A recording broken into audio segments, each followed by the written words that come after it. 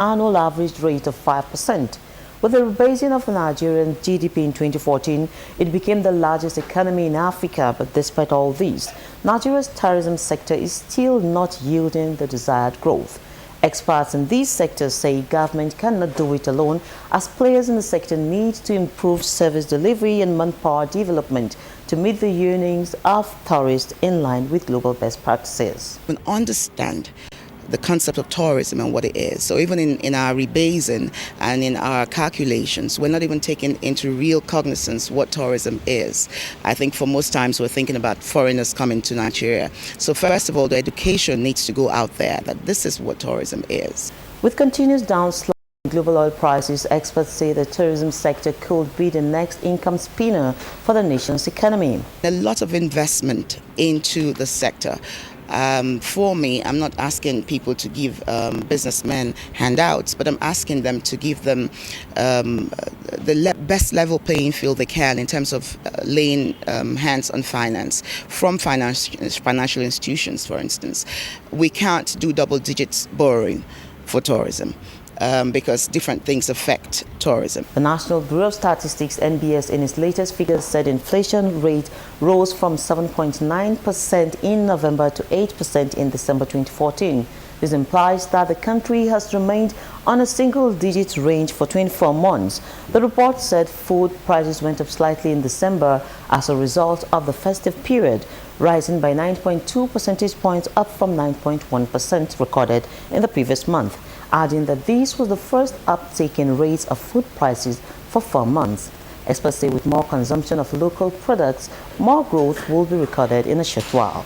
Following another disappointing year in 2014, developing countries should see an uptick in growth this year, boosted in part by soft oil prices, a strongly U.S. economy, continued low global rates, and receding domestic headwinds in several emerging markets. GEP report. The bank's twice-yearly flagship predicts that after growing by an estimated 2.6% in 2014, the global economy is projected to expand by 3% this year, 3.3% in 2016 and 3.2% in 2017. Developing countries grew by 4.4% in 2014 and are expected to edge up to 4.8% in 2015, strengthening to 5.3% and 5.4% in 2016 and 2017. Risks to this fragile recovery are still substantial. Developing country central banks need to strike a balance between targeting growth and targeting inflation and financial stability.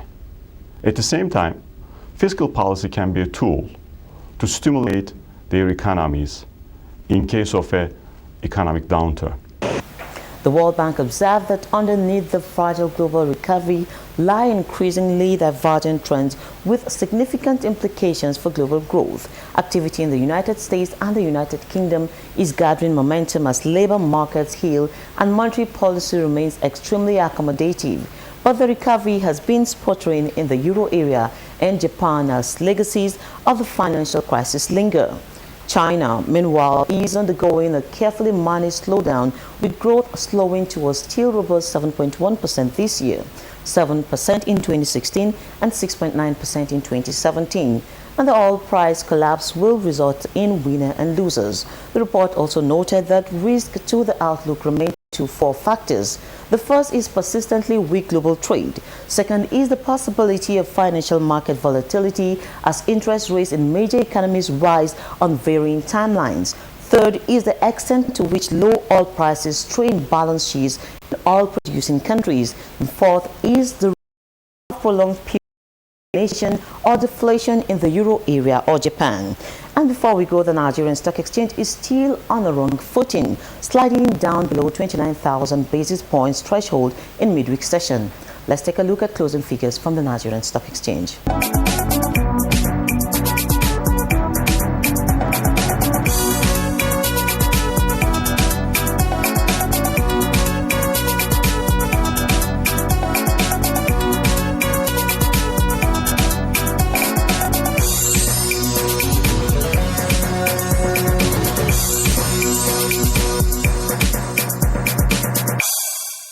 That rounds up this segment of the program for now. Good morning, Nigeria would continue.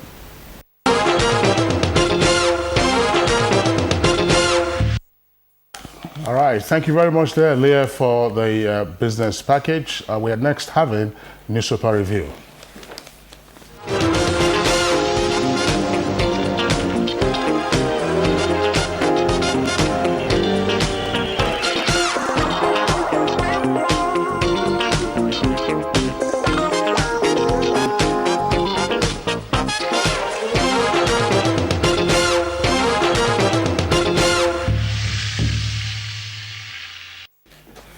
As usual, in the studios with us today is the Good Morning Nigeria newspaper reviewer, Bayo Atoyebe. Bayo, welcome to today's edition. Thank you, Kingsley. Good morning, Nigeria. Okay, the story on the front pages that we have has to do with the Abuja Accord, which was signed yesterday following a workshop that took place. And the accord, of course, was signed by the 14 presidential candidates and leaders of their various political parties. The photograph, Claire, I'm sure you also have those photographs. You also have a similar photograph. It's a news agency of Nigeria photograph showing the president, that's the incumbent, President Goodluck Jonathan, and former head of state, General Muhammadu Buhari, who is his challenger for next month's election. Vanguard is the first paper that we're taking our story from, and the photograph right there. You can see them all smiles and backslapping. We also saw the video report in the course of our news bulletin. Now, Jonathan Buhari endorsed violence-free polls. That's the double-decker headline for Vanguard. 3 riders to that. Candidates must refrain from inciting comments and threats. That's according to Jonathan. And the judiciary, INEC, others must be impartial. That's according to Buhari. How to make polls credible. Kofi Annan, Anyoku, Jega, Gambari, and others. Those are the writers to that late story. Just below the name flag of Vanguard, troops kill 41 Boko Haram members. Releases names of presidential candidates for February 14 polls. Details on page 9. And cholera kills 20 in Rivers and 171 cases reported. Details to be found.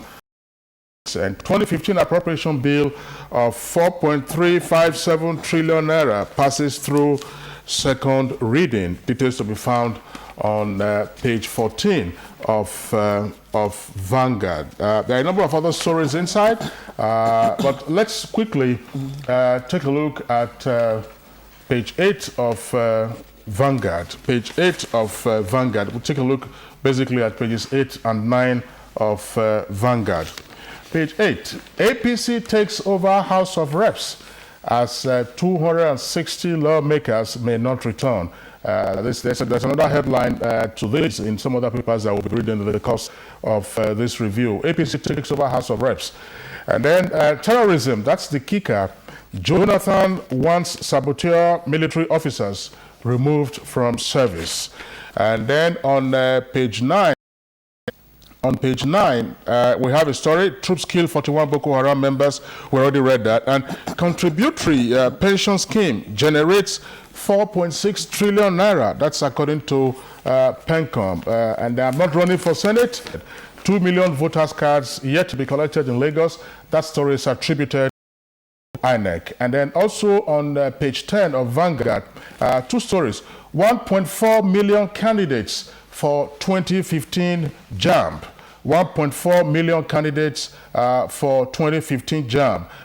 It said that the JAMB says that no fewer than 1.4 million candidates nationwide would write the 2015 all-computer-based test on the 4th of March. The exam is coming up on the 4th of March. And then Agbaje vows to cancel Lekki-Ekpe toll gate if elected. That's on page 10. Agbaje vows to cancel Lekki-Ekpe toll gate if elected. Next paper we'll be taking will be Blueprint. Jonathan Buhari and others signing the accord. Also a story on the sacking of Boko Haram in Biu is right there on the front page. Now, 2 other stories. 4 dead in suicide bombing in Gombe. Details to be found on page 47. And also a story out of the Northeast. INEC replaces ex-Governor Sharif with Kachala.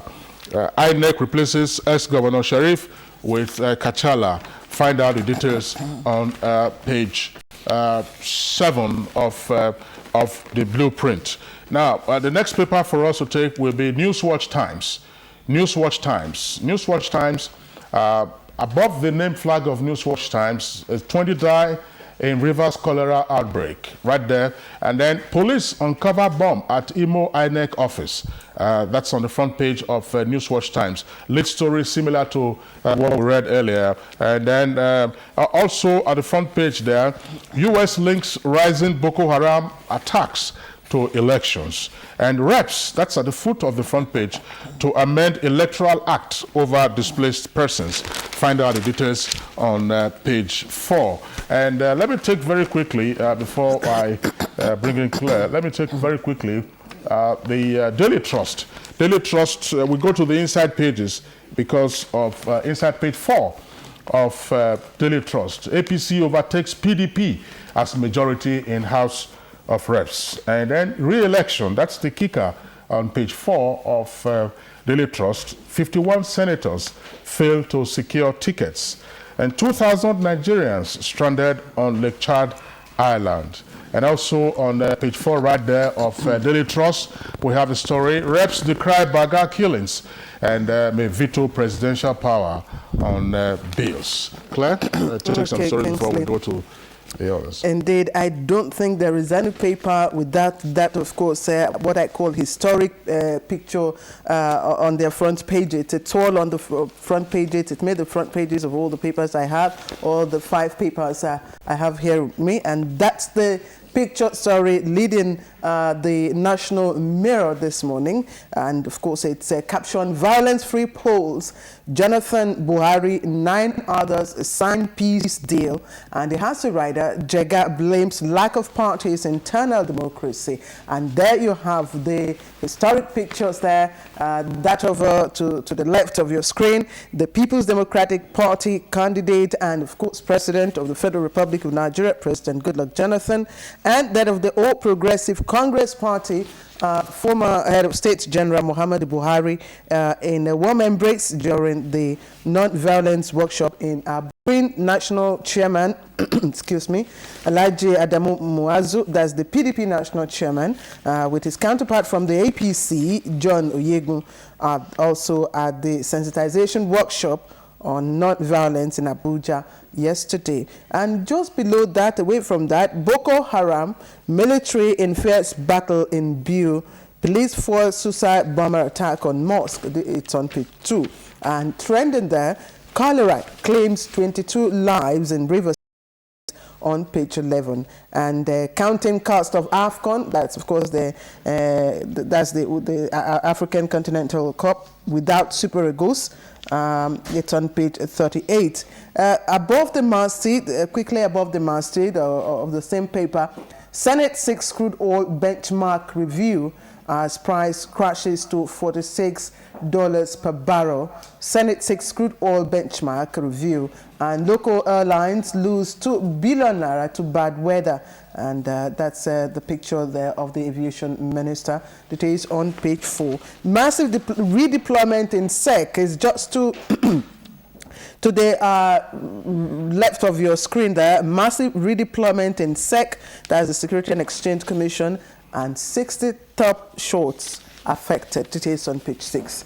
And I turn to leadership. Again, it's the same picture story and the same story making the front page, making the lead story. And it's captioned, as candidates sign violent-free election pact, Jonathan blames politicians, clerics, others for crisis. Details on page 5. INEC must be above board. And this is coming from Buhari. And the 2 pictures there, again, you can see that. Trending at the bottom of the paper, soldiers repel Boko Haram attack in Biu, kill dozens. It's on page 8. You can find details. And just quickly below the masthead, federal government targets $68.1 billion fresh FDI. That's, of course, a foreign direct investment from 8 free zones. That's the front page of the leadership. I go to People's Daily now, and People's Daily again captioned its own story this way: Buhari, INEC robbed me of 40% votes in 2011. signs pact with Jonathan against electoral violence. And below that you find the warm embrace of the two presidential standard bearers of the APC and the PDP there. PDP drops Sheriff Odua in Senate race. It's there on the screen. That's again, you can find details on page 2. And other stories trending just below the masthead. 2015 budget passes second reading in NAS, and troops repel Boko Haram attack on Biu, scores killed, and fire guts Katsina market. 380 shops destroyed. It's on page 6. And Delhi's son, Jonathan Buhari, signed peace pact, and Annan ex-UN Secretary General Anyoko, others witnessed signing of non-violence agreement. And George repels Boko Haram in Borno, kills 45. Now, suicide bomber, 2 others died. Violence.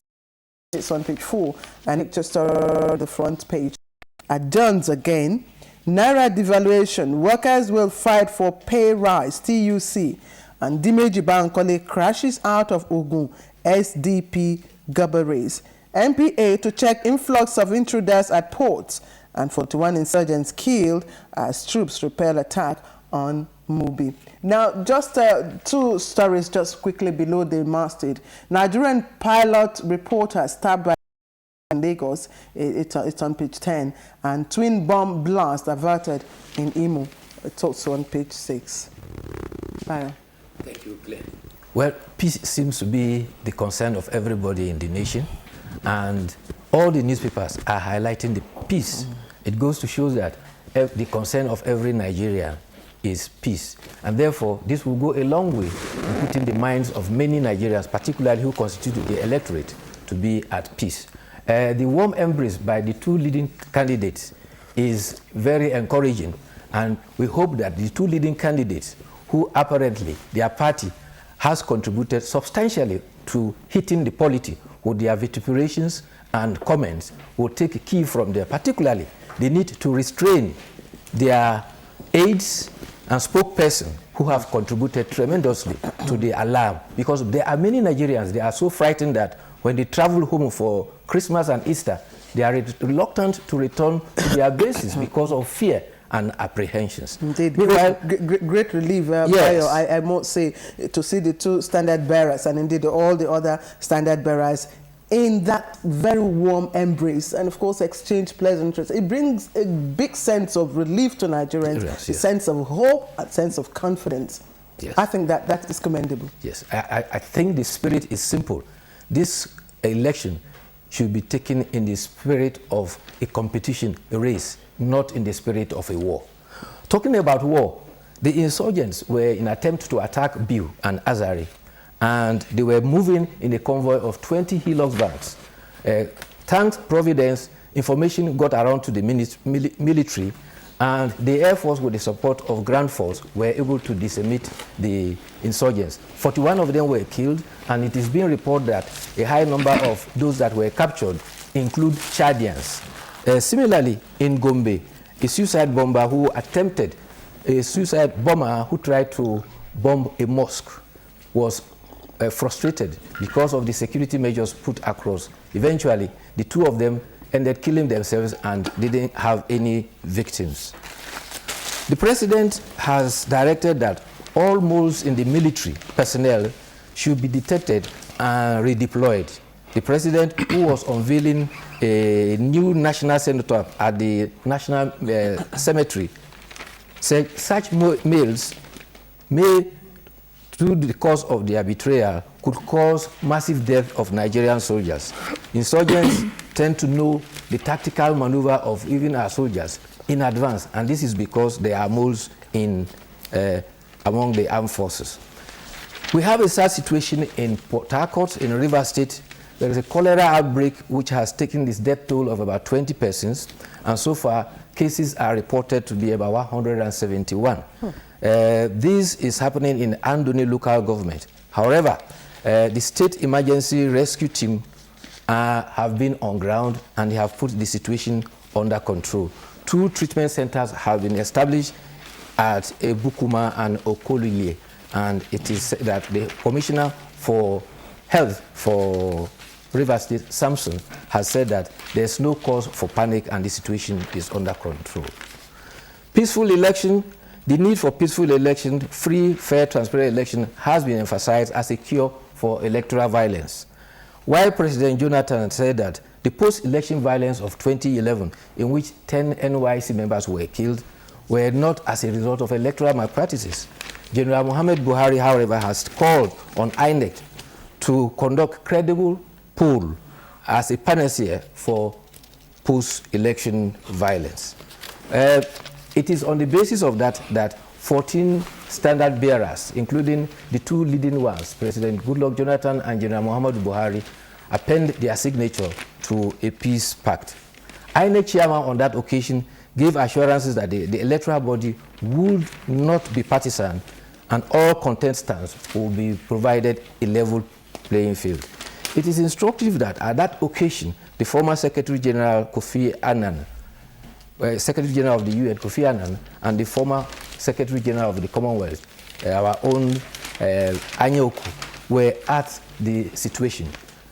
Kofi Annan pointed out critically that Nigeria faces daunting challenges. First, the critical test of the 2015 election. Secondly, war against insurgency. And thirdly, a persistent fall of the oil price that is impacting on our economy.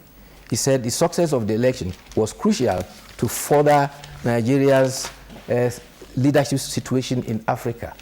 Furthermore, chaotic elections will also send bad signals to the continent. A free, fair, and peaceful election is the panacea that will guarantee everybody comfort on the continent of Africa. The Senate has passed the 2015 budget at the second reading, and it is now before the Finance and Appropriation Committee. It was predicated on a benchmark of $65 per barrel for oil, and already senators have indicated that with the current oil price at about $46, the budget is already $19 in deficit, and so there is worry about how that is to be tackled.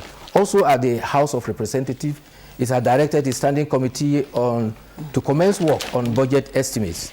The chairman of the Committee for Appropriation, John Eno, has said that the projection will have to change because of the crude oil benchmark, and therefore there is a lot of work to be done by the members.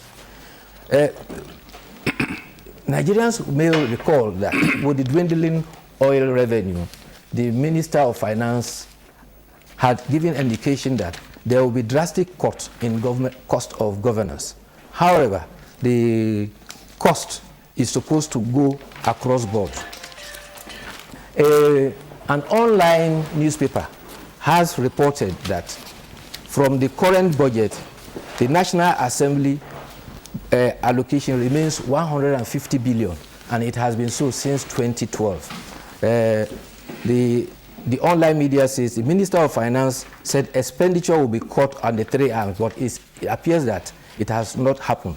It indicated that the presidency has its own share, 36.1 billion of 2014 to 26.7 billion in 2015.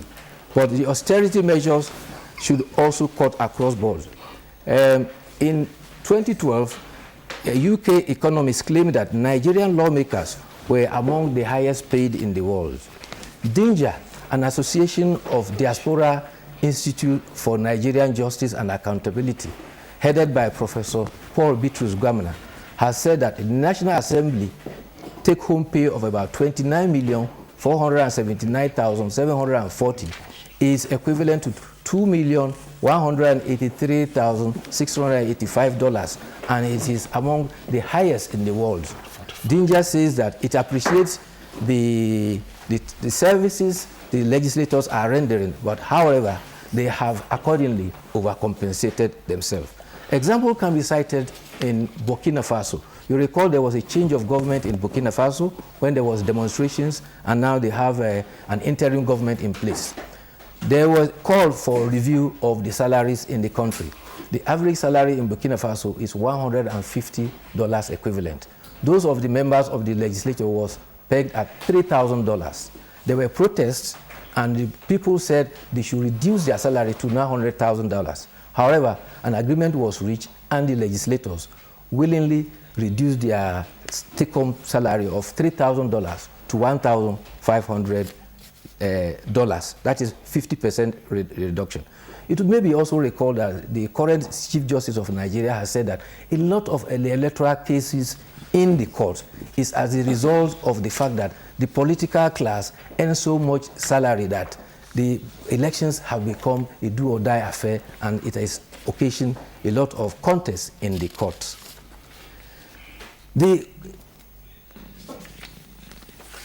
The composition in the National Assembly has changed. The PDP has gained 1 in the House of Rep and had lost 8 to APC and 2 to APGA. APC also has lost 2 of its members to SDP and APC, to SDP and APGA. APGA also lost 2, and SDP has also gained 2.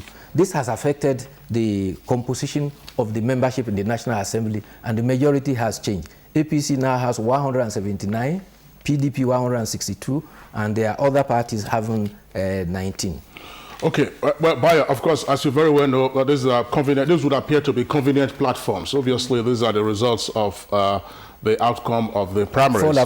We discussed the various parallel primaries that we had 3 or 4 in some of the states. The configuration could also alter in the coming months or in the next assembly. So we'd like to thank Mr. Bayo Atoyebi for being with us on Good Morning Nigeria today. I wish I had time, just to draw attention again to some lighter stories. Page 45 of Daily Trust. Page 45, very quickly, page 45. Smuggler caught with 94 iPhones taped to body. If you look at it, if you see the photograph, he looks like a robot, actually. Page 45 of Daily Trust. Smuggler caught with 94 iPhones taped to body. This was in China. And then next to that is another story that says, man jailed for selling urine as whiskey. This was in Blackpool in England. Man jailed for selling urine as whiskey in Blackpool, England. And then finally, a story from Zimbabwe on the same page 45 of Daily Trust. Page 45, Daily Trust. This is a story from Zimbabwe. Woman crushes hobby's manhood over WhatsApp message. That's it this morning on Newspaper Review. Page 45, also of Daily Trust, right there at the foot of the page. Take a look at it, and then you have the greater details. Over WhatsApp message. Apparently, it has to do with jealousy and all of that. This is Good Morning Nigeria, reaching you live on the network service of the NTA. We are taking a short break now. When we return, we proceed with our principal issue for conversation, which is namely today's Armed Forces Remembrance Day. We love tasty food and drinks, but we know they can stain our teeth. And we don't want people to think our teeth are not healthy. That's why new Oral-B Pro Health with Whitening is specially designed to remove everyday stains and still give you that Oral-B all-round protection, leaving you with strong teeth everyone can see. Smile, smile, smile. New Oral-B Pro Health with Whitening. Healthier, stronger teeth in 1 week. Now with more whitening power. After a dry night in Pampers, babies can achieve so many things.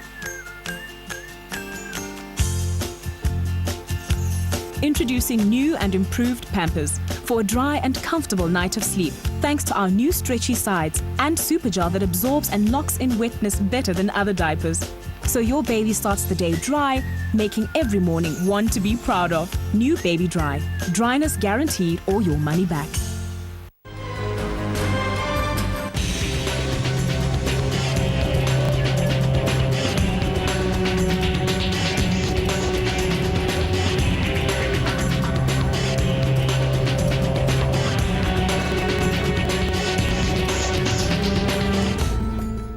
Coming soon, Why Nigeria Matters, on the network service of the NTA. Don't miss it.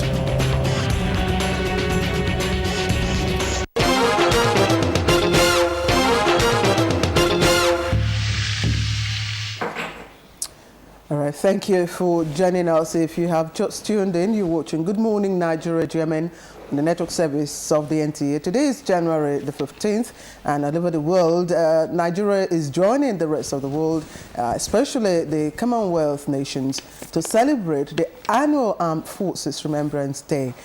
This, of course, is to climax series of activities that, of course, have been lined up for the event. Okay, and in this special report, correspondent Mohammed Abdulkadri examines the essence of the ceremony. 15 January every year is a date set aside to climax series of activities lined up for the Armed Forces Remembrance celebration in the country. 11th of November every year coincides with the Remembrance Day, popularly known as Poppy Day or 11/11, for the First and Second World War veterans, dead or alive in all Commonwealth countries. Nigeria, as a member of Commonwealth countries, however, chose the historic date of 15th January to commemorate the end of the 30-month civil war. The event, ab initio, is meant to celebrate the gallantry of those who fought to keep the country together, alongside those who made their marks in peacekeeping operations in Darfur, Congo, Sierra Leone, and Liberia. Well, what we do is the normal thing anywhere. The only difference is that, for instance, in UK, you have some other activities, social activities within that period. For instance, from about 8th of November till about the end of November, between 8th and 30th of November, most activities are geared towards raising money, raising funds for the Legion for the veterans.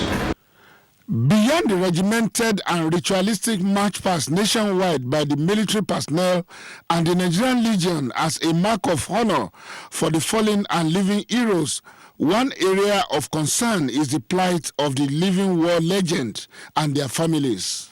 Although the Constitution and the Armed Forces Act recognize the celebration of the Armed Forces Day as well as the Nigerian Legion, which is why any sitting president is the life patron, and down the line, governors and council chairmen call the shot in the federal arrangement, and yet it has not translated into improved living condition for the ex-servicemen. Observers say the ceremony is bedeviled by non-remittance of the proceeds from the sales of the emblem, failed pledges for its purchase by some individuals, as well as mindset by people that the welfare of the ex-servicemen and women are government's responsibility.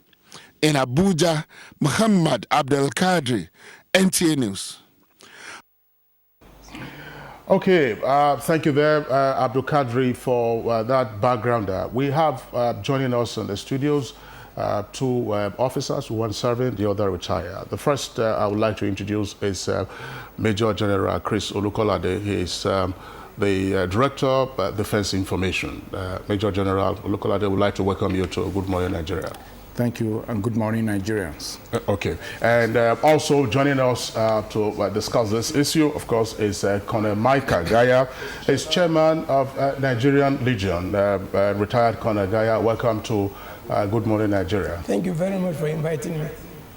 Okay, let's begin, Claire, with the Director of Defense Information, who's of course a very well-known face. Various countries have ways of remembering their fallen heroes. Some call it Veterans Day, others call it Defense Forces Day, but in our case, it's the Armed Forces Remembrance Day. Particularly significant also because the Civil War from 1967 to 1970 came to a close in January 1970. But overall, as members of this very unique class of Nigerians, as it were, those who commit to lay down their lives so that the rest of us may have peace and security. How does this day resonate with you? Well, it's such an important day for both in service and those out of service, for the fact that we're alive to see how Nigerians appreciate the sacrifice that military service entails.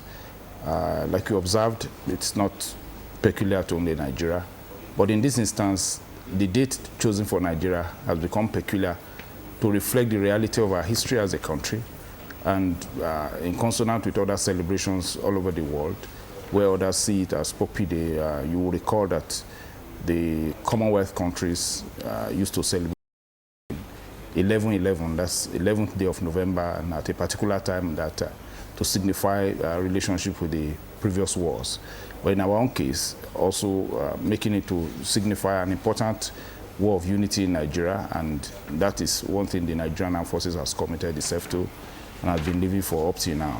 It's good to see that Nigerians appreciate this day by the way we see individuals adorn the tag and the emblems for the appeal, and also the personal and direct commitment of Mr. President, which you will have noticed yesterday, where he personally commissioned the cenotaph that indicates the ongoing sacrifices of members of the armed forces. It's so encouraging.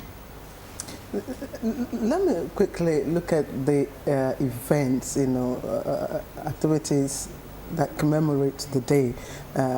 Particularly, we get to see the laying of wreath at the tomb of the unknown soldier. Of course, we all grew up knowing this. And then there's also the guns shots, salute or shooting of the guns, and then the release of the pigeons. Let's look at each one of them and how they relate to the fallen heroes. Well, it's typical to the celebration, one worldwide, beginning with the shooting of the guns, kind of this time, signifying that at the end of the shootings, what we look up to is peace. The pigeons, as well, as you see, symbolizes peace, and when it flies, it goes anywhere to carry that message of peace all over the world. And the laying of the wreath is to signify the honor to the memory of the dead. And I want to say that the honor that is well appreciated by members of the armed forces is not just that it's those who are dead. There are several people who are victims of war. They've lost limbs, they've lost vital parts of their body in the course of war, although they are still alive, but they have become disabled.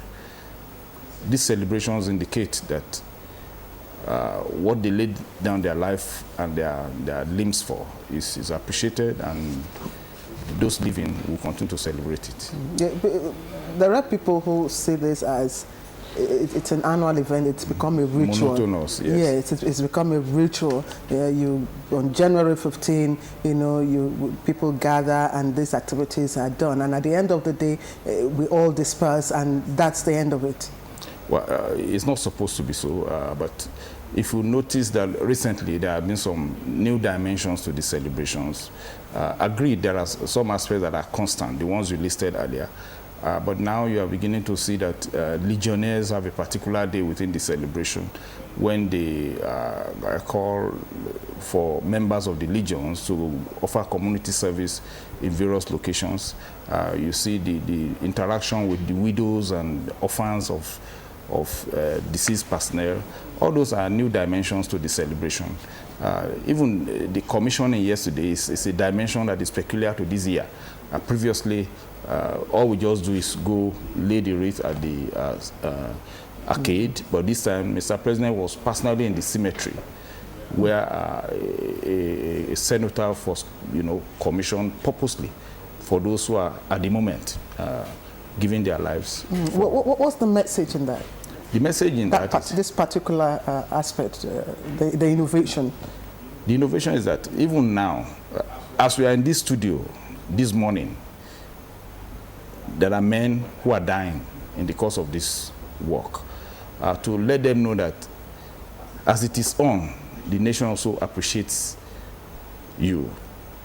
And if you recall, there have been a lot of concern of a number of Nigerians that we don't know how these people are honored, the way they are buried.